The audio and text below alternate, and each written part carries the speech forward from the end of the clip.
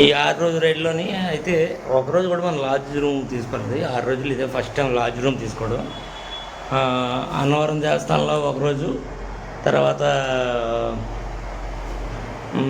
తర్వాతొచ్చి అన్ని టెంపుల్లే చిన్న చిన్న గుళ్ళోని, ఊళ్ళోని.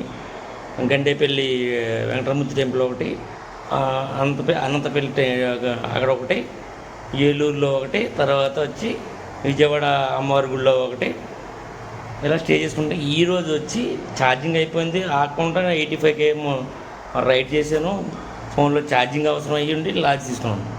ఈ లాడ్జ్ కూడా ఏంటంటే 400 అని చెప్పడం, అయితే 800 చెప్పాడు.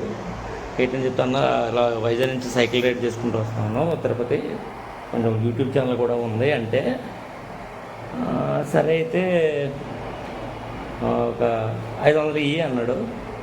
ఆ తర్వాత అలా ఓనర్ని అడిగి ఇంకో 100 తగ్గిస్తాను అన్నాడు. సర్లే అని చెప్పి తీసుకున్నాను. నైట్కి అయితే 400కి అయితే పర్లేదు.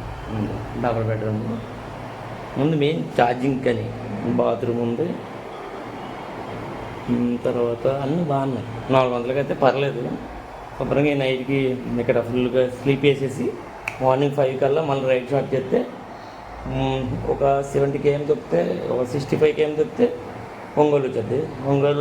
ఒంగోలు ఏదైనా గుడి చూసుకొని సెట్ అయిపోతుంది. లో బడ్జెట్ కదా, గుడిలోనే సెట్ చేయాలి.